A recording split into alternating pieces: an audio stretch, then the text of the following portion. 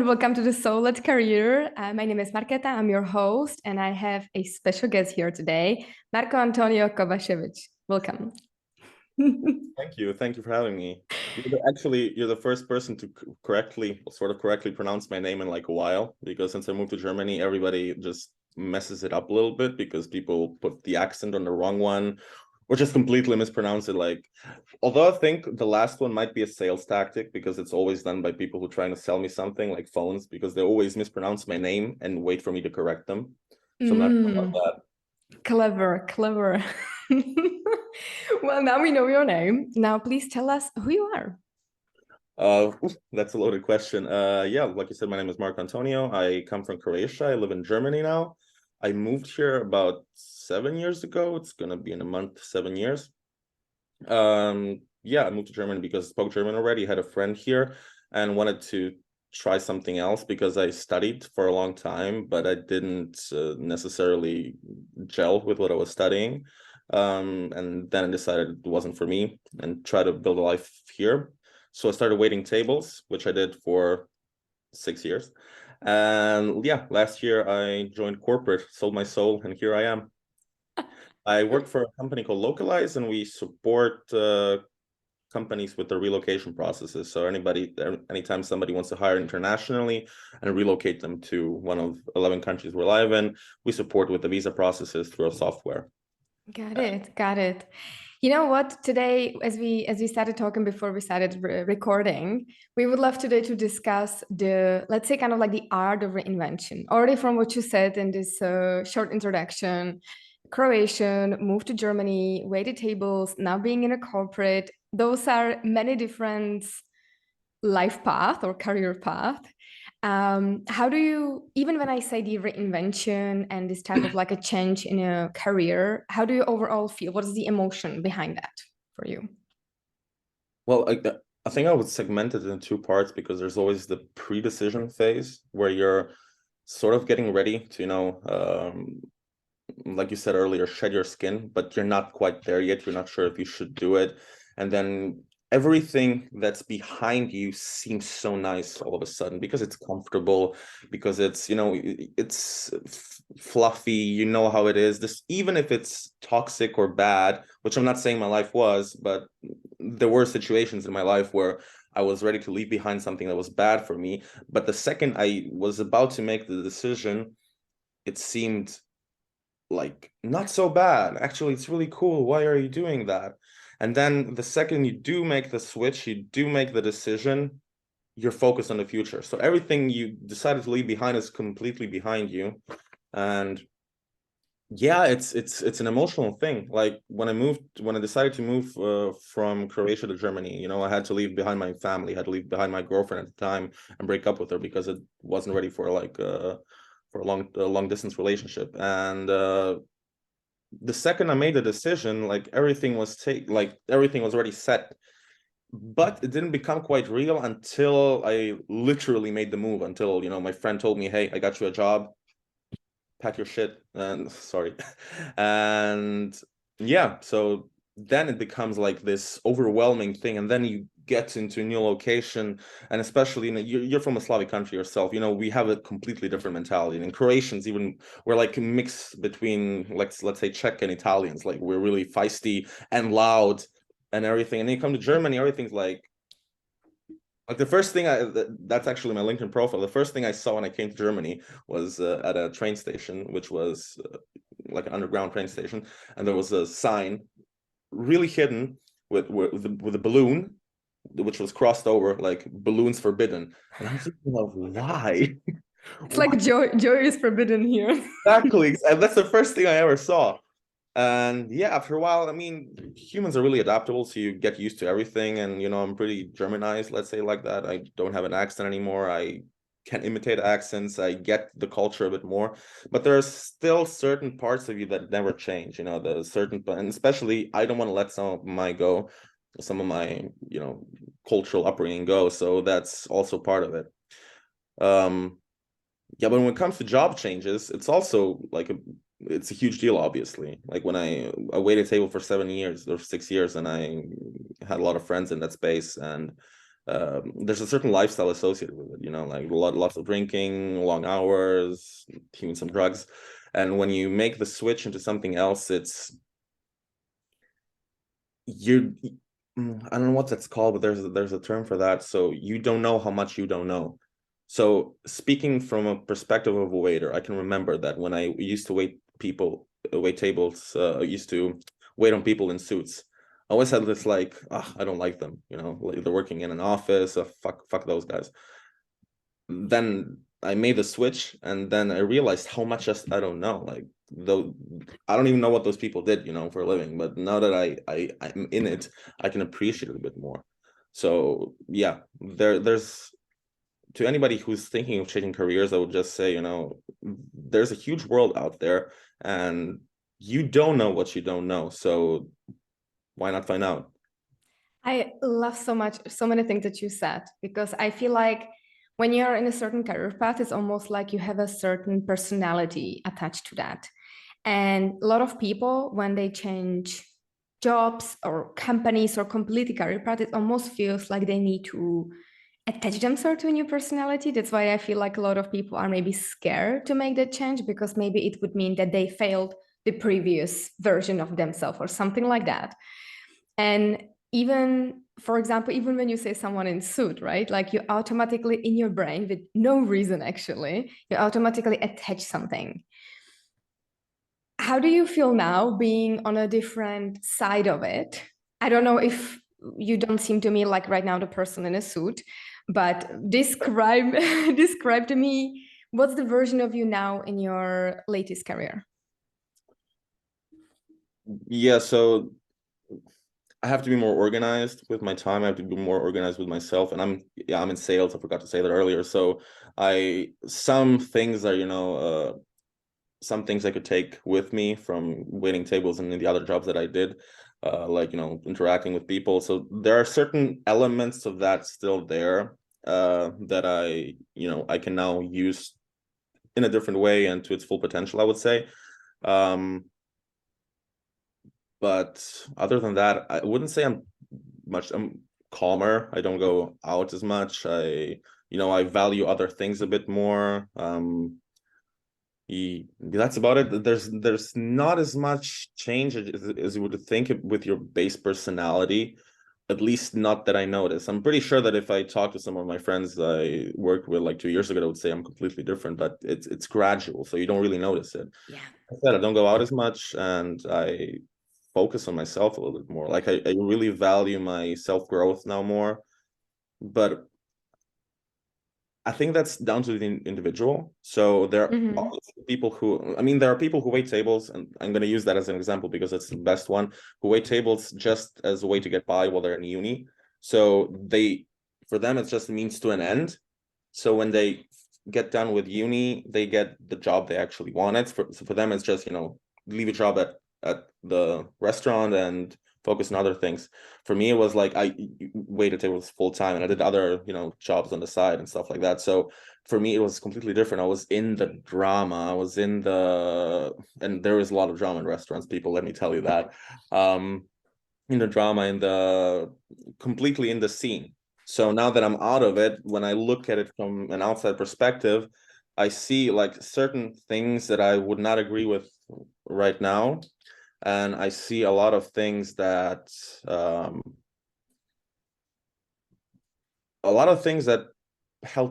hold people back, like, and because there's a ceiling there. There's a ceiling in a lot of jobs. And I think that once you figure that out, it basically makes sense, to start something of your own like you did, or to try to climb the corporate ladder, or, try other things out, because the world does not revolve around restaurants, or, I don't know, retail, or, your life doesn't have to be as small.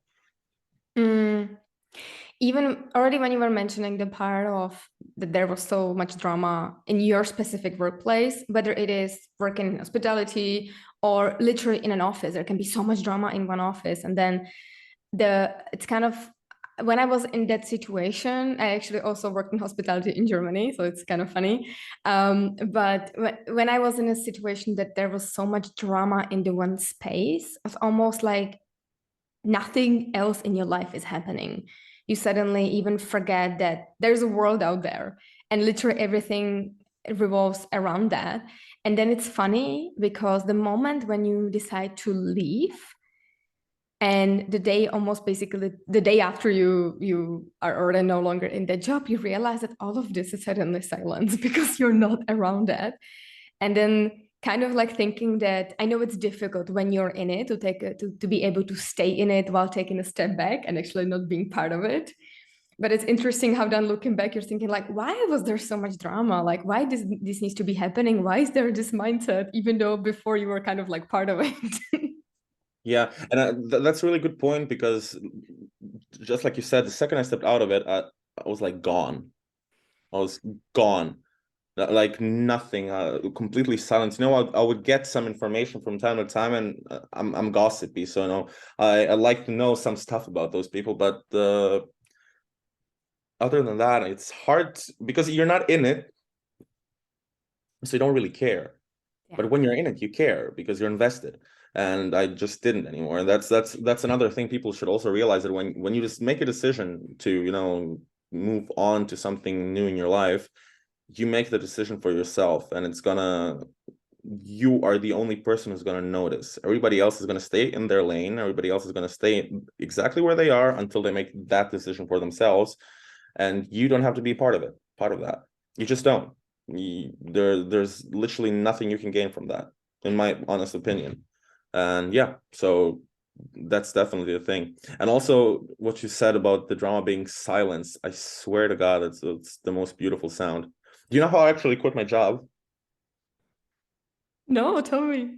So there was some drama going on, and we were really understaffed, and I was actually quit my job. So in 2 weeks would be my first day at Localize. And on that day, there was a concert in the hall next to us. And I was working a double shift. And so my girlfriend was at work, and I was like, okay, this is a great day. I can blast my music because I'm a metalhead, and it's going to be such a good day. And then a guest that really liked me gifted me tickets to the concert as a tip. And I would have been done with work at 9, but at 8 there were already no more tables for me. So I said, hey, I would like to go to the concert. Would be okay. I was like, no, you can't. And then like something came up in me, like I got really pissed, and like, what do you mean I can't? I'll do it. Like, and he said, no, you can't. And then he called the boss, and the boss was like, no, you can't go. And I just thought back to all those times where I stayed longer without being asked and stuff like that, and just something snapped in me. I was like, no, I'm going. And then I went to the concert, like had the time of my life, and then I got fired, basically.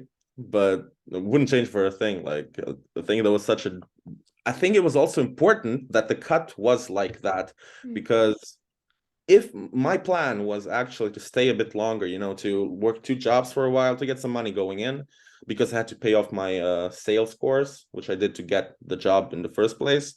But if I had stayed on, I never would have gotten that clean cut. So I would have tried to be in both worlds at the same time, which would have honestly like been so stressful, and both for my mental health and physical health, obviously.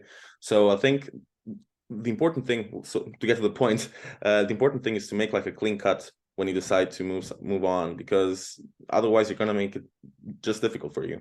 And it's so beautiful because I feel like this can relate to so many things, like outside of career. It can relate to switching from one job to another, one relationship to another, and not trying to hold on to a person who doesn't, with whom it's just not working out anymore until you find a new person. Like, it's literally the same, like it's almost like a template for life that you can just use for different situation. Like when something is about to finish, just finish it. And it's interesting from what you're saying, because from someone's perspective, now you could be seen like, hey, what type of employee he is. He just decided out of nowhere to leave. And I see it so much, or from the past when I was a recruiter, how often I would hear from somebody like, oh, he was fired, like he must have done something wrong, and so on. And nobody likes to think about what was maybe happening on the side of the employer. So it's interesting to hear the whole story. And I think it's important to overall hear people's stories, even though I understand that sometimes things need to be said in kind of like a condensed way, and then there's not always a space to explain, or just just people feel like they don't have time, they are in a hurry, and it's just so easy to judge somebody based on, let's say, one sentence or something that they heard or whatever. I have once heard this metaphor, and I feel like it even can relate to something that you went through. When you start going through a self-development, you start thinking about how to evolve, the new person who you want to become. Again, maybe let's say you want to be healthy, right? The people that you surround yourself are not living a healthy lifestyle. Let's say that they are all on drugs and eating McDonald's for breakfast, lunch, and dinner, whatever. Like, let's make it really, really crazy.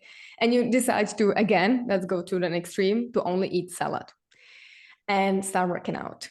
And it's almost this metaphor of like you are on one island with these people, and then there is a second island, which is the place where you want to get to be a healthy person. And to be able to get to this island, you need to cross a bridge. And at the beginning, the people who you are surrounded with, they kind of like you, right? They want to support you, and they're gonna say like, ah, it's good for you that you wanna become a better person. Go, go, go. They're gonna be cheering you on once you start crossing the bridge. But at some point, you're gonna be in the middle of the bridge where you don't yet see on the next island, but you can still kind of like hear your friends from the background who tell you like, okay, it's good enough now. You have tried. Now come back, right? Here's where it's good. Like here's where we all are. Like, what are you doing? And this is the moment when it's the most tough, because you might not yet see the new way of living. You're still walking into, let's say, even darkness, because you don't see anything on the other side. And I feel like this is the place where a lot of people decide not to change, whether again it would be changing yourself, changing your career, switching something, and they often go back. Did you see a point like that for yourself? Or maybe, I mean, this was a clean cut and it was very quick because in two weeks you were about to start a new job. But maybe even previously, did you see sometimes a similarity to in your life? Yeah, I mean, that's actually the perfect time I saw that. I wouldn't say that.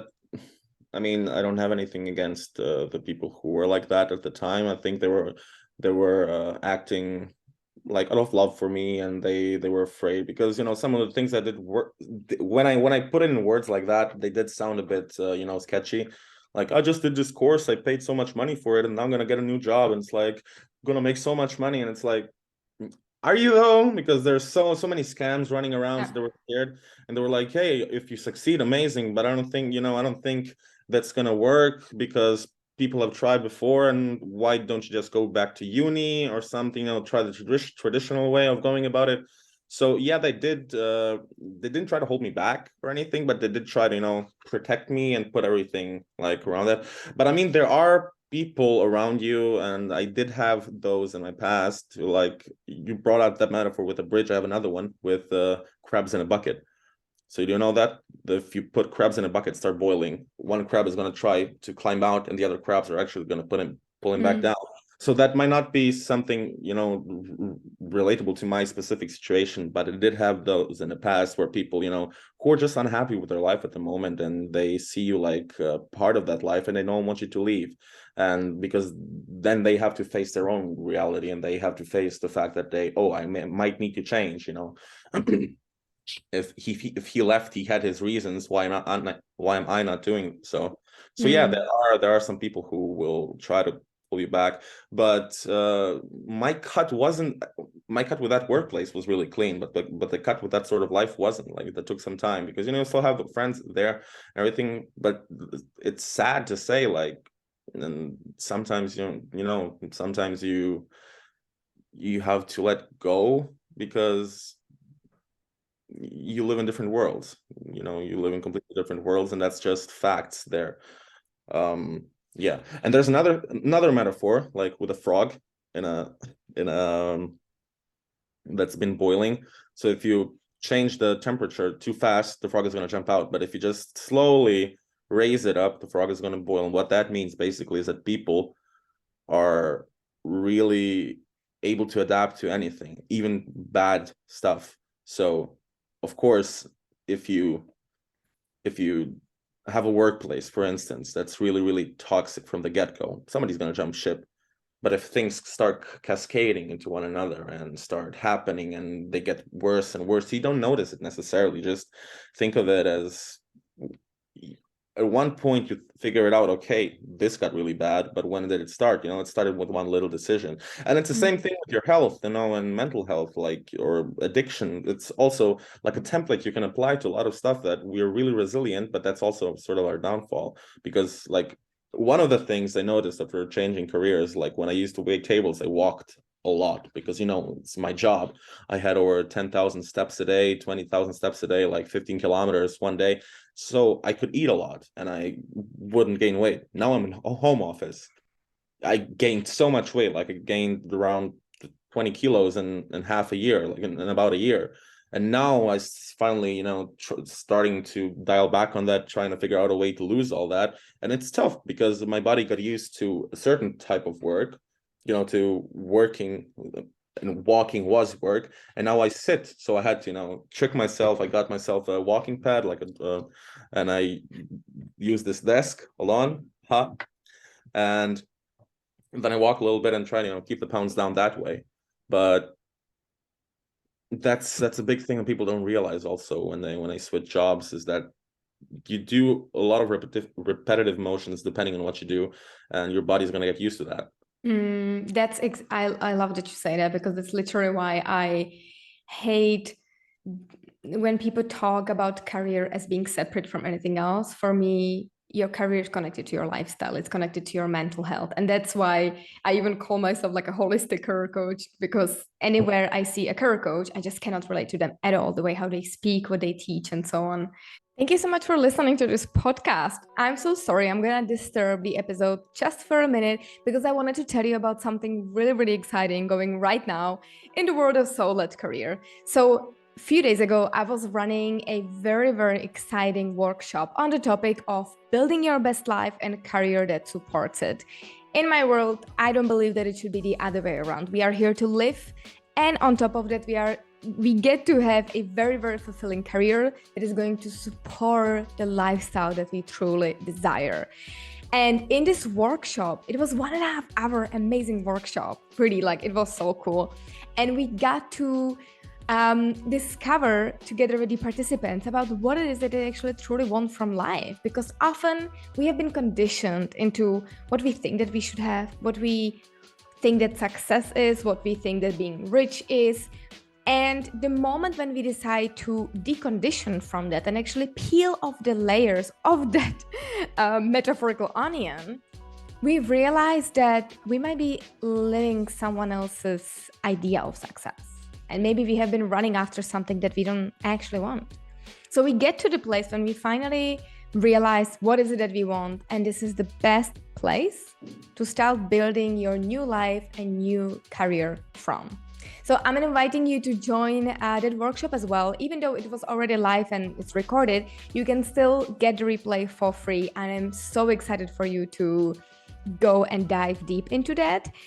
Just go and visit the link in the description of this podcast episode and go ahead, enjoy. It's interesting when you mentioned the part with when you step into a toxic environment and you might not realize it. I don't believe that. I feel that you see the red flags, but based on your situation, you decide not to see them. You might see them on the subconscious level. And I feel like, again, could be the same thing in a relationship or, again, in a workplace. But because you might be in a situation of like, hey, I just need to get by. So you're going to say like, yeah, I don't like that this person did that, but whatever, let's just get over it. And there's one red flag after another and another. And either it might resolve into something really tragic, maybe really some like health condition that suddenly something happens. And then you feel like, oh, how did this happen out of nowhere? But it's never happening out of nowhere, especially if it's a chronic thing. Yeah, no, definitely. And I agree with you that you do see it in a certain way. I mean, some of it is unconscious, some of it is very conscious, and you do make a lot of conscious decisions. However, I don't think that you necessarily do the decisions because you're dumb or because you Of just course. want to ignore it. I think I think generally speaking, like even from NLP, like from an NLP standpoint, like our brains are wired in a certain way. So we make all the decisions we make because we think it's going to have a positive impact. You never go do something because you think, oh, that's going to hurt me, unless it doesn't mind. But that's not how anybody works. But what you do there is you either consciously or subconsciously like block out certain things and generalize certain things. And confirmation bias is a thing. Like you're gonna believe the things you want to believe. So especially like in toxic work environments. I mean, I can't speak from experience right now, but I can speak for the restaurants I worked at. That I noticed stuff going down the drain, and at one restaurant it ended with like rats and bugs and stuff, and then we all got fired. And it wasn't a surprise for me at that point because it was happening slowly, and you could literally feel the place dying. And people who have worked in a restaurant and saw that happen, it has a certain feeling. Like everybody can sense it, sort of. It has like a way of showing itself. But yeah, I could definitely see stuff happening. The reason why I didn't leave back then was loyalty. And that's one thing where I'm like really skeptical about, because a company generally has to do a lot to get my loyalty, and at least I think so. But out of experience, that's not necessarily true, because you build relationships with people at your job. You just do, and then you're not loyal to the company, you're loyal to your colleagues. And also what you said earlier, what was it about yeah, your career being part of your lifestyle? Yes, obviously. I mean, we work 8 hours a day. Like that's a third of our lifespan spent on work. Of course, it's gonna have like it's gonna build like a cascading reaction into your life. So if you sit a lot, you might develop back problems. If you're in sales, you might develop blood pressure issues because you're stressed all the time. If you're a recruiter, I don't know, the same probably. You stop believing in people. Probably. What do you mean? No, because crazy things happen in recruitment. You get, people lie to you and then you discover it later. There's a lot of things where you have to put trust in people, because at some point, that's all you have. You have to trust that the person is telling you the truth, because you never know with whom he's connected to tell somebody to say this and so on. So to be honest, you get a lot of disappointment at some point. You get also a lot of people surprising you how amazing they are, but there's always the two sides to the coin. Yeah, my girlfriend is in recruitment. I can ask her about that, actually. It's not something I ever thought about. I actually even consider becoming a career coach somewhere down the line myself, because ever since I made the switch, I've been trying to get a lot of people to make that same switch, because I'm not sure if that's how a lot of people are, but for me, this was a really, really positive change, for a lot of things. I can work remotely, so I can visit my family in Croatia more often. I spend more time with my girlfriend. I have more time for myself. I don't necessarily abuse my body the way I did when I was working in restaurants. So the way I see it for myself, it was a really positive change. And then I take a look at some friends who are maybe not doing the best in their life at the moment. So I, try to push them a little bit to make that switch, makes something. And it really feels good when they do. So that's why I was considering that. But, that's later down the line. And I would be actually interested what is usually their response, because I feel like not everyone is going to respond to it in the way how we expect. So that's the tough part of that. I can't do that. I don't want to waste my time working and getting money for some rich dude. Like, you do that in every job. Like anything you're ever gonna do, if you don't work for yourself, you're gonna be earning somebody else money.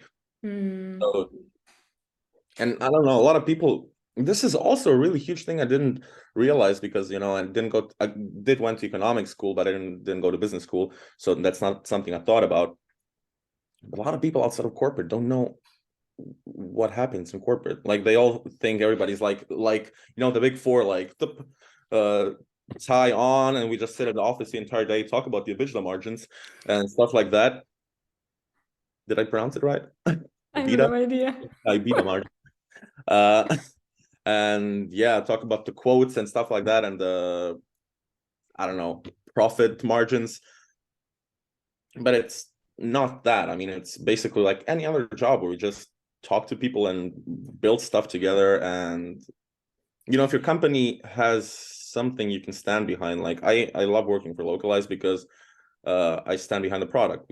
I am a firm believer that borders should not be blockers because I relocated myself. My mother is from Brazil. She moved to Yugoslavia back in the day. My dad's half Italian. I'm like a mutt, and I think that yes, cultures should be safeguarded. So I think like some authentic Croatian stuff should stay like that.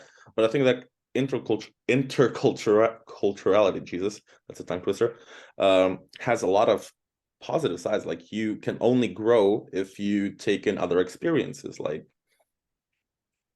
and that's why I love working here because I can, promote that and that's how I make, in my opinion, the world a little bit better. But other companies that do other stuff that are amazing, like there's Plan A, they help with the environment, which is for me a very important topic. And there's other companies that are not necessarily Amazon or Netflix or Fang in general or Nestle that do a lot of great stuff. And people just think you go into an office and, like I said, you just make money for somebody else and go home and cry yourself to sleep. But it's not like that. You can do that in any job anyway. Yeah. But but also it's kind of like, I think it's important. And also I think it's important maybe for somebody like you and somebody like me, but I don't think this is important for everybody. Like, what does the company do? But for a lot of other people, it's important, what do they do with their teams? Right? They go to work to socialize, to evolve as a human being, and so on. And I personally, to be honest, if I am gonna now go and work in a big corporate, I'm not gonna be very excited about, for example, let's use a Nestle or Procter and Gamble. I'm not really going to be excited so much about their products. I don't really care. But maybe I'm going to be excited about how I am evolving as a person in the job. What is the difference that I make on the tiny level? Because I feel like people overall often think in such a big scale, then suddenly they're only thinking about feeding the person on the top instead of feeding their family, like something even in this Yeah. way, or feeding their own mind, feeding I don't know, their country with their taxes. Everything is just like, it really depends on how you look at it, because literally everyone has different values. Like there's a person who I coach who gets excited about paying taxes, because even though it might sound crazy, but she's thinking of it of like, when I'm walking outside, I contributed to this road. So it's just a mindset in a sense, right? Like everyone goes to work for completely different reasons. And I feel like instead of right away having these ideas about what working in a corporate means, or what working in this type of job means, find your own sense in why you want to do stuff. Yeah, although maybe taxes are that was a bit tricky. I was about to say I'm really passionate about that.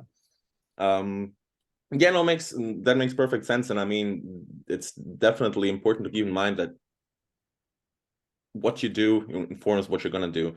And that if you work a job that you don't necessarily stand behind completely, it's important that you look at the positives that it's brought to your life. And because I mean, let's be quite honest, not everybody likes working. And that's perfectly fine. It's perfectly fine. And we're all not really fans of capitalism or anything, but I think we should all be fans of ourselves and invest in ourselves. And I know some people don't see it that way and want to live in a commune somewhere on Gran Canaria or something like that. And that's also perfectly fine. Everybody is fine to do as they want.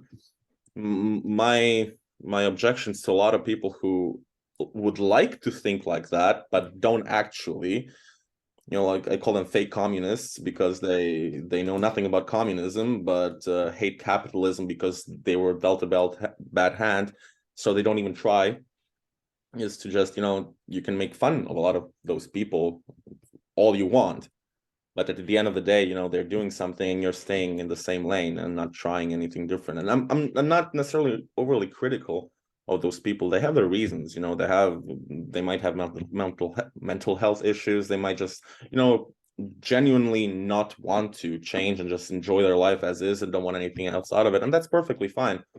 But I think that if that's the way it is for you, then don't necessarily knock other people, don't bring them down, because that's something I've noticed a lot, and that's something I was guilty of myself. Like I said, I would look at guys in suits and be like, Moron.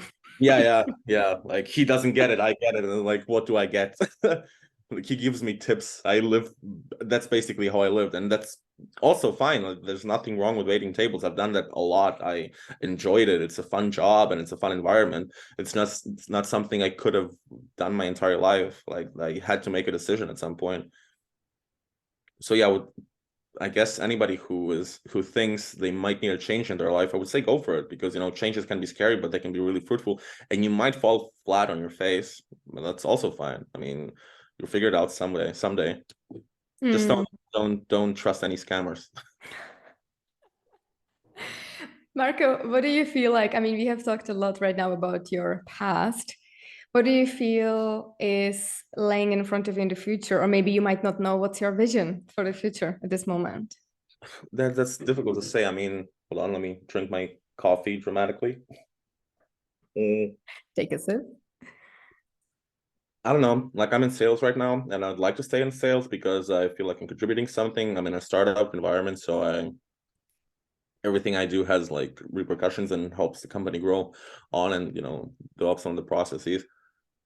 I definitely like to move up the ladder a few positions. I'm not sure if I'd like to go into management, because I'm not sure, but on the other side, I held a workshop recently, and they used the information I gave them like straight away, and it felt really good.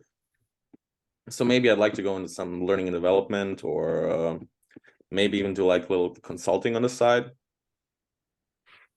Maybe even recruiting somewhere down the line. I don't know, because it feels like a fun job. Although my girlfriend always says that that's just because I'm looking at it from the outside. Like, of course, I couldn't care about every candidate I find, because it's how it is.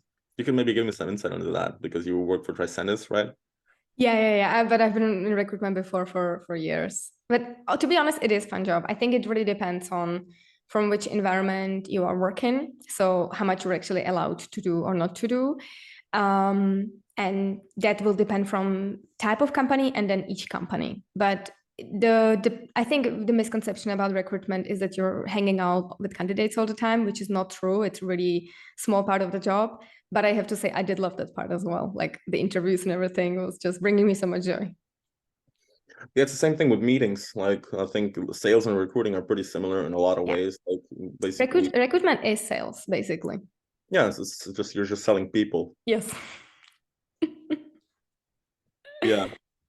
No, but it's for me the same with meetings and like doing demos and stuff. I enjoyed a lot, because first of all, I get to talk to people more, which is unfortunately in 2023 it's a bit hard, like, because people don't pick up their phones. But you get to try a little bit of psychology here, try to find out what the problem is, and try to help them in a way. And if you can't help them, that's also fine. But you at least tried. So yeah, that's something I really enjoy. I actually wanted to start my own company like a few years ago. That didn't work out because I had zero knowledge. So that's something maybe also down the line. But I think sales overall, I definitely would recommend to anyone to try sales for some time. I feel like it's such a beautiful self-development tool, especially when you just need to jump into it and get it. And whether you're gonna be, I don't know, work in a call center or even in retail shop, there's something that when you learn the art of selling, which is basically like art of having a real nice conversation in a sense. I feel like there's something very powerful about it for like a life skill. It's literally nothing more. Like, we tend to overcomplicate things, and I mean, I have sales book myself, so it's not as if I'm not part of the problem, so to speak. But you can say spin, bunt, Sandler, challenger sale, whatever. At the end of the day, it's just talking to people and like being a human being. And there are some techniques and stuff you can use, but it's at the end of the day, you're just trying to talk to somebody and find out if you can help them. Yeah. And Yeah. it's something really that is taken a back burner. And I mean, I get it. Like when I joined Localize, you do have your quota, you do have something you have to work towards.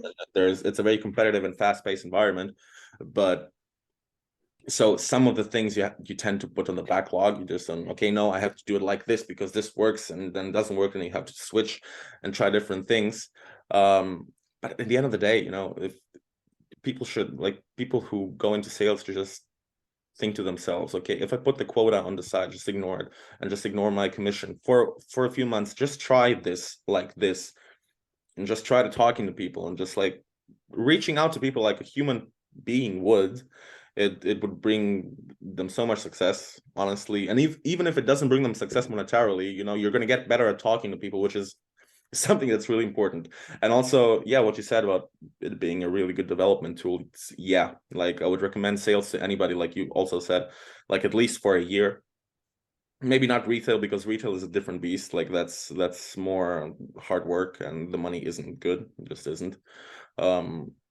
But any other type of sales. I mean, I did some sales before. I used to work do you know Apatia? Because you said you went to Rijeka last year. It's like a town in Rijeka, and I worked there as a ticket salesman. I sold tickets for like excursions and stuff, like boat trips and stuff like that. And it was like the most competitive environment I've ever worked in, because it was like my little stand next to four others, and we were all selling the same product, like to tour. And Jesus, there were days I went home with 200 euros, and there were days I went home hungry because it was commission only. But it teaches you a lot. It teaches you how to get people's attention, how to talk to them, how to negotiate, which is such an important skill to have. And generally developing a problem solving attitude instead of just crying about it. Yes, and it also definitely teaches you how to form connections with people, which is then actually the base of sales again. Marko, thank you so much. I think this was a great conversation. Thank you so much for your time. I'm so happy that we connected, right? This makes two salespeople connect to each other. If somebody wants to connect right now with you, where is the best place to find you? That's LinkedIn. That's my name is Marko-Antonio Kobasevic. Yeah, you can also look through. I'm gonna also link it in the show notes for sure, for sure. Maybe not everyone can spell your name like I can. That's true. Thank you so much again.